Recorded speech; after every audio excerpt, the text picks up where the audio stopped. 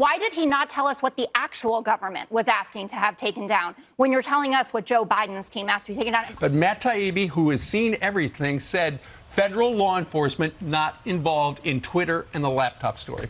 Several Fox News hosts got schooled on air, and another show got into a bit of a battle over the recent Twitter files. Yes, the big news of the Twitter files. This is concerning Hunter Biden and what Twitter did not allow on their platform, violation of the First Amendment.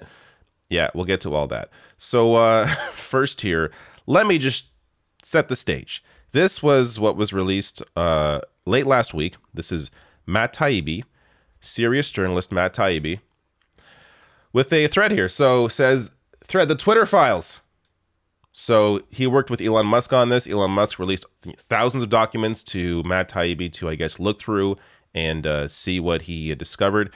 Well, you know it's important because it's all in caps lock here. Twitter files.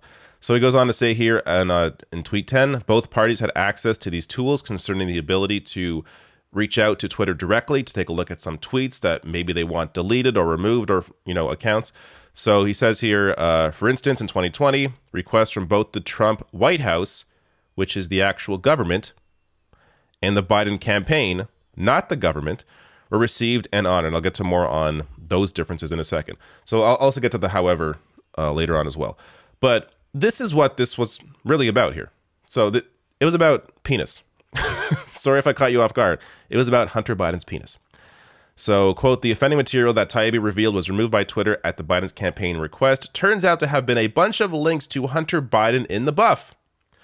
There was a tweet from a Chinese account featuring a naked woman on top of Hunter Biden, as well as a family photo. 2 pictures of Hunter Biden's penis, one with another woman in the background. Taibbi's next list of material was removed by Twitter after being flagged by the DNC. They include a picture of Hunter Biden smoking crack and getting his feet rubbed, and a link to a Hunter Biden sex tape. It doesn't matter if you're Hunter Biden, it doesn't matter if you're Joe Schmo. You cannot post naked images of other people on Twitter without their consent. You can't do that. Or, images that may be compromising to them. If they didn't agree to post those images, you can't post that online, on Twitter. That's in violation of the terms of service. So there's no story here. They flag things that should have been taken down anyways. Now, you could say, well, it's unfair that, campaigns and the White House have special access to Twitter, and sure, I think that's a fair thing to point out, but that's the way it is. Everyone else has to go through, the reporting mechanism, go click here, you have to report the tweet. That's what everyone else does, but they have special access. Okay, so I guess that's the big deal. But that isn't new. Like, we all know that already, right?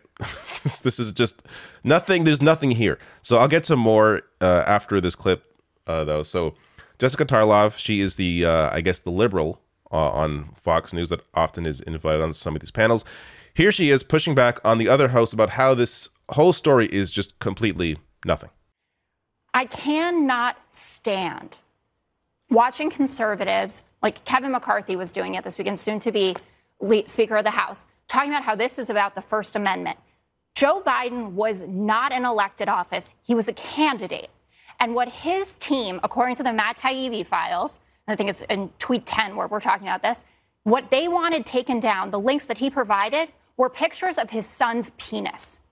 Now, you tell me as a parent, there are parents at the table, people have run for office. If God so it wasn't about the 10% for the big guy. No, well, it wasn't. Then show me the link about that. But the link that I saw was about Hunter Biden's junk. Well, that's really pathetic. No, yes, really, and that does matter. This is not about the First Amendment. And then he also said, "Don't hide behind his junk." Yeah, I don't know how big it is. How could I? Wait, can I just say something though? Taibbi also admitted that the Trump campaign asked for content moderation, and then he left those links out. Why did he not tell us what the actual government was asking to have taken down when you're telling us what Joe Biden's team asked to be taken down? And by the way, that's a violation of the terms of service. That's not even a favor. That's someone pinging someone at Twitter and saying, hey, this is revenge porn. Jessica Tarlov there nailed it exactly.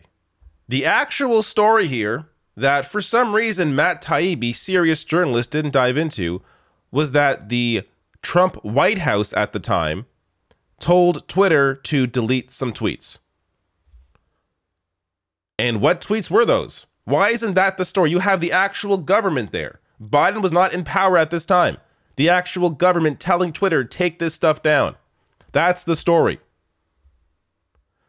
But instead, they're focused on the Biden campaign telling Twitter, hey, check out these naked images of Biden's son that should not be online. And Twitter took them down because they were already in violation of the terms of service. So this whole thing is just, again, nothing. Now, Matt Taibbi goes on. This is after the however that I showed you earlier on Twitter, to say this system wasn't balanced. It was based on contacts. Because Twitter was and is overwhelmingly staffed by people of one political orientation, there were more channels, more ways to complain, open to the left, while Democrats and the right. This is just a really stupid criticism with no actual basis in any connection to what was really going on. And I'll get to that in a second here. But based on people that work, generally people that work in Silicon Valley for places like Twitter, yes, lean more Democrat than Republican. That's just the way it is. That's just the makeup of the industry. You can't control for that when you're hiring. You can't hire based on political orientation. But you may say, oh, but, he has a point here. All these Democrats work there. All these people that, I guess, donate to Democrats compared to the GOP, they all work at Twitter. There must be a real influence on how Twitter operates. Well, it appears there isn't, because based on a peer-reviewed study, this isn't just like random information. This is a peer-reviewed study. Twitter admits bias in algorithm for right-wing politicians and news outlets.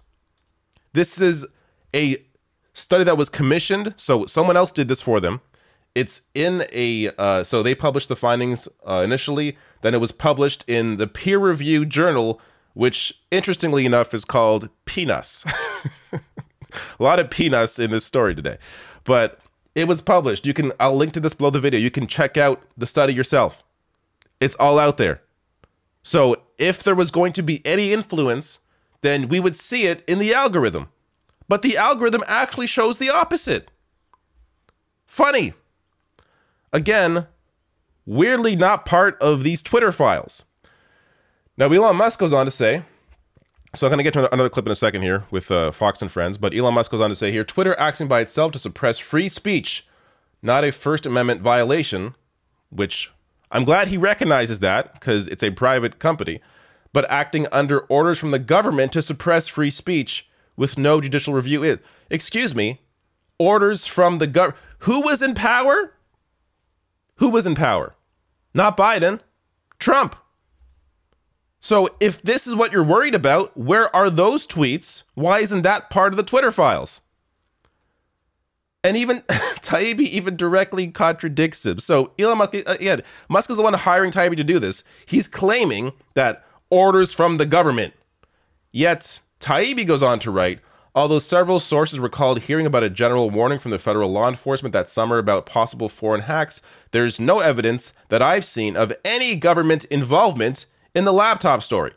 So even if you want to claim, well, the FBI, they were acting on their own, separate from Trump to try and suppress this stuff, Matt Taibbi says no, wasn't going on. And in fact, there apparently, according to him earlier, as I showed you, there is government involvement in terms of the Trump White House trying to suppress tweets. But this is where we get to Fox and Friends, and watch as Ducey here gets into a bit of a battle with Kilmeade, or I should say vice versa, as Kilmeade doesn't like what the facts actually show. What Elon Musk has released is evidence of corruption that goes to the highest level of government, it goes to the highest level of the FBI, and it goes to the highest level of big tech. I don't know exactly what Ted Cruz is talking about because he mentioned the FBI right there, but if you read all of Matt Taibbi's posts, the thread, you can see what perhaps he's alluding to, but Ted is wrong. Matt Taibbi, his 20-second thread said, although several sources recalled hearing about a general warning from federal law enforcement that summer about possible foreign hacks, there's no evidence that I've seen of any government influence in the laptop story. In fact, that might have been the problem. So according to the guy who Elon Musk gave all the secrets to, he said, I don't see federal law enforcement involved in the laptop story at all. Well, maybe they weren't, and we'll get answers when oversight, because these Republicans are taking. But wait a second. How could that be the case? Is the FBI part of the government? Yeah, of course. Did the FBI get the laptop? Did they go ahead and brief these major social media companies about not doing certain things and suppressing certain things?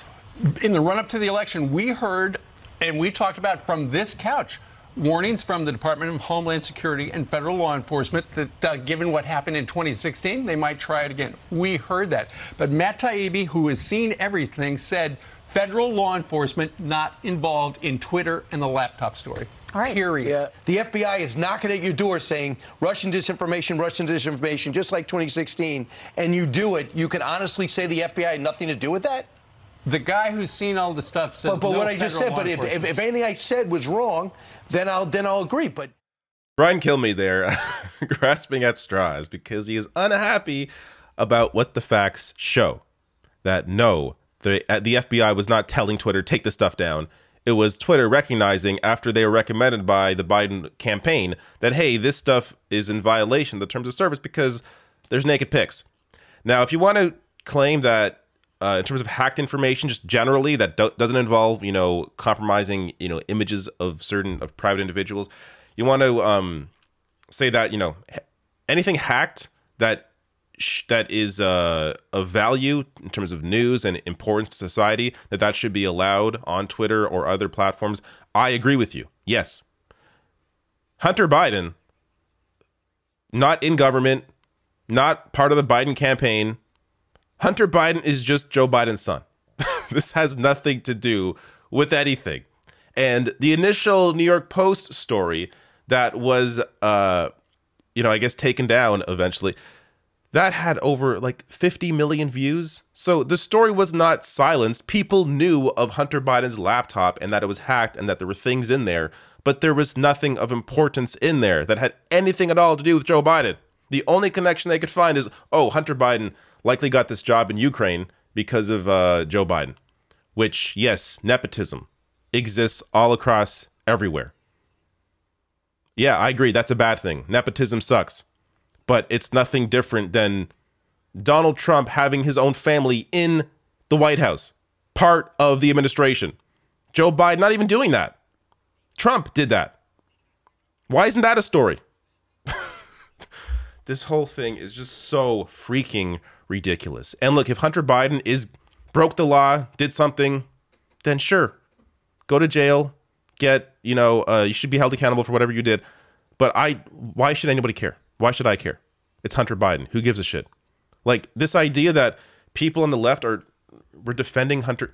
We don't care. Nobody cares about Hunter Biden because he's not important in terms of what the government is doing. Who gives a shit? So sure, go to jail. I don't give a fuck. It's so all of this is so stupid, but it shows you don't they have anything better to latch onto to try and, I don't know, create a story out of in terms of what Democrats are doing? Because there are actual things you can point out, hey, what I just covered recently with the paid sick days not included for the contract for rail workers. That is a real reason to criticize Democrats, except, of course, most Republicans on board with that, not including sick days. They voted against paid sick days multiple times. So why would they complain about that? They wouldn't. And if they do, it's dishonest because they themselves have voted against. They were completely against the big Biden bill a year ago, Build Back Better bill that included paid sick days. So look, all of this is so freaking. It's made up out of thin air. It's all nothing. And the only story again coming out of this is what did the actual Trump White House want suppressed? That is yet to be explored.